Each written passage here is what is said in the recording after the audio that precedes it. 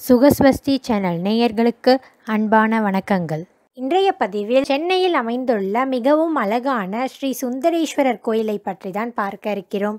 இதுவரை நீங்கள் எங்கள் சேனலை சப்ஸ்கிரைப் செய்யாமல் இருந்திருந்தால் மறக்காம சப்ஸ்கிரைப் செஞ்சிருங்க. கூடவே பெல் பட்டனை சேர்த்து பிரஸ் பண்ணிடுங்க. 7ஆம் நூற்றாண்டில் சிவபெருமானுக்காக குலோத்துங்க சோழனால் கட்டப்பட்டதே இந்த சிவன் கோயில் ஆகும். இந்த கோவிலுடைய முக்கிய தெய்வம் ஸ்ரீ சுந்தரேஸ்வரர், திருமானீஸ்வரர் அப்படிங்கிற நாமத்திலேயே அழைக்கப்படுறார். தேவி ஸ்ரீ சௌந்தராம்பிகை, திருவுடை நாயகி என்றும் அழைக்கப்படுகிறார். இப்போ இந்த கோவிலோட ஸ்தல புராணத்தை பற்றி பார்க்கலாம். காமாட்சி தேவி சிவபெருமானை திருமணம் செய்து கொள்ள வேண்டி சென்னையில இப்ப இருக்கிற மாங்காடு பகுதிக்கு கொஞ்சம் பக்கத்துல நெருப்பு மீது தவம் செஞ்சு கொண்டு இருந்தாங்க. அவங்களுடைய தவம் ரொம்பவும் தீவிரமாகவே இருந்தது. அதனால சுற்றுப்புற பகுதிகளுக்கும் நெருப்போடைய அனல் கதிர் பரவ ஆரம்பிச்சது. இதனால் அனைத்து உயிரினங்களும் பாதிக்கப்பட்டன. ஆனால் சிவபெருமான் கண்களை மூடி ஆழ்ந்த தியானத்தில் இருந்தார். முனிவர்களும் தேவர்களும் அந்த தவத்தோடைய வெப்பத்திலிருந்து உலகை காப்பாற்ற வேண்டி விஷ்ணுவை வழிபட்டனர். விஷ்ணு பகவான் இம்முறை மகாலட்சுமியை உலகை காக்கும்படி ஆணையிட்டார்.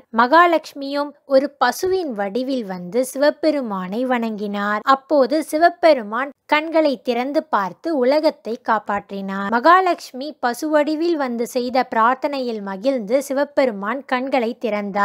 அதன் பிறகு காமாட்சி தேவியின் விருப்பத்தையும் நிறைவேற்றி அந்த இடத்தின் வெப்பத்தை தணித்து குளிர்ச்சியானதாக மாற்றினார். மகாலட்சுமி தாயாரை இங்கு பசுவாக வழிபட்டதால் இந்த தலமானது கோபுரி என்று அழைக்கப்பட்டது.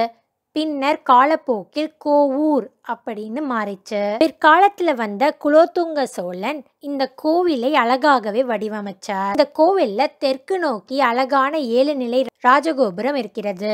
இந்த சன்னதி தெரு முழுசாவே ஒரு அழகான நிழல் தரும் மரங்களாக பழமையான வீடுகள் ஒரு அழகான தோற்றத்தோடைய அமைஞ்சிருக்கு. சென்னையோடைய நவகிரக ஆலயங்கள்ல ஒன்று அப்படின்னு சொல்லப்படுது. நவகிரகங்கள்ல புதன் ஸ்தலம் அப்படின்னு இந்த கோவிலை சொல்றாங்க.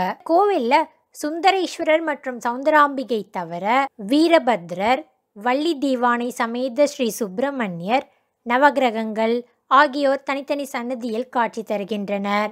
63 நாயன்மார்களும் இந்த கோவில்ல இருக்காங்க. தியாகராஜர் திருப்பதி செல்லும் வழியில இந்த கோவிலுக்கு வந்திருக்காரு. தியாகராஜர் முழு பயணத்தையும் பல்லக்குல தான் மேற்கொண்டிருக்காரு. கோவிலோடைய சக்திகளை மனசார உணர்ந்த தியாகராஜர் கோவூர் பஞ்சரத்தினம் அப்படிங்கிற 5 பாடலை பாடினாரு. பொதுவாகவே பெரும்பாலான தியாகராஜ பாடல்கள் ராமரை மட்டுமே புகழ்ந்து போற்றுகின்ற மாதிரி இருக்கும். மற்ற தெய்வங்களுக்கு அவர் எழுதின பாடல்கள் ரொம்பவே கம்மின்னு சொல்லலாம்.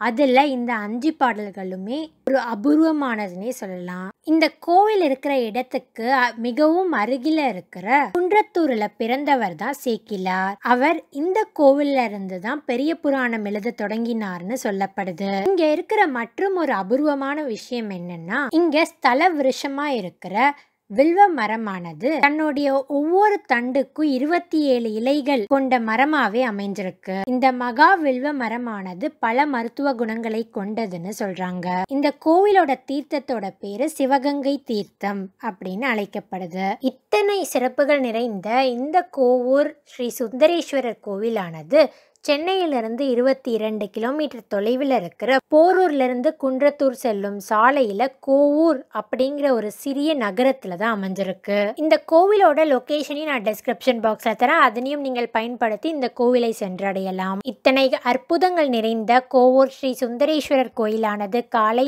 7 மணி முதல் மதியம் 12 மணி வரையிலும் மற்றும் மாலை 4 மணி முதல் இரவு 8 மணி வரையிலும் பக்தர்களுக்காக திறந்திருக்கும். இங்கே நீங்கள் ஏற்கனவே போயிருக்கீங்கன்னா உங்களுடைய அனுபவம் கமெண்ட் பாக்ஸ்ல ஷேர் பண்ணுங்க. இன்றைக்கு இந்த பதிவு உங்களுக்கு பயனுள்ளதாக இருக்கும் என்று நம்புகிறேன். இது போன்ற ஆன்மீக பதிவுகளை நீங்கள் உடனே பெற எங்கள் சேனலை மறக்காம சப்ஸ்கிரைப் செஞ்சிருங்க. கூடவே பெல் பட்டனையும் சேர்த்து பிரஸ் பண்ணிடுங்க. மீண்டும் உங்களை அடுத்த பதிவில் சந்திக்கும் வரை நன்றி, வணக்கம். இந்த வீடியோ உங்களுக்கு பிடிச்சிருந்தா லைக் பண்ணுங்க, கமெண்ட் பண்ணுங்க, ஷேர் பண்ணுங்க. மறக்காம சப்ஸ்கிரைப் பண்ணுங்க.